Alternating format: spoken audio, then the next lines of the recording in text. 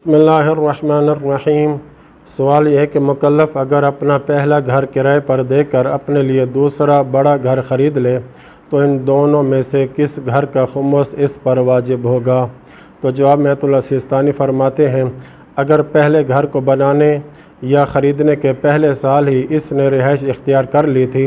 تو اس پر خمس نہیں ہے، اور خمس کے سال کے اختتام تک زیر استعمال رہا تو اس پر خمس نہیں ہے، اور اگر دوران سال اس گھر کے استعمال کی ضرورت ختم ہو جائے تو احتیاط واجب کی بنا پر اس کا خمس دیا جائے۔ لیکن دوسرے گھر کے حوالے سے چند صورتیں بنتی ہیں۔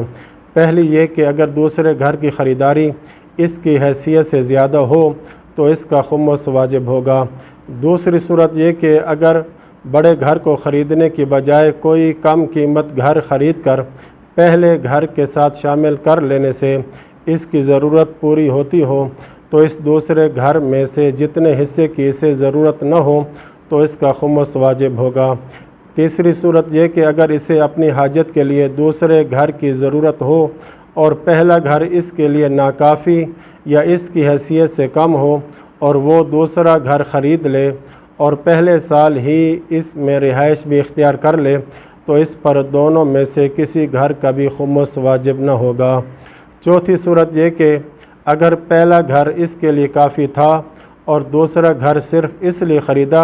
تاکہ پہلے گھر کو کرائے پر دے سکے تو دوسرے گھر کا خمس دینا اس پر واجب ہے۔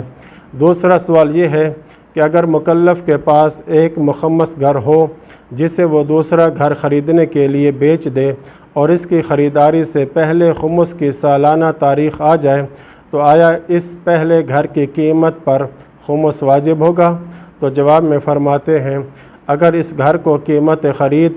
یا اس سے کم پر بیچا گیا ہو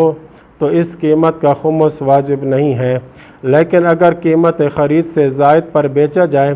تو خمس کی سالانہ تاریخ آنے پر قیمت خرید اور قیمت فروخت میں پائے جانے والے فرق پر خمس واجب ہوگا۔ وصلی اللہ علی محمد و اہل بیتہ الطاہرین۔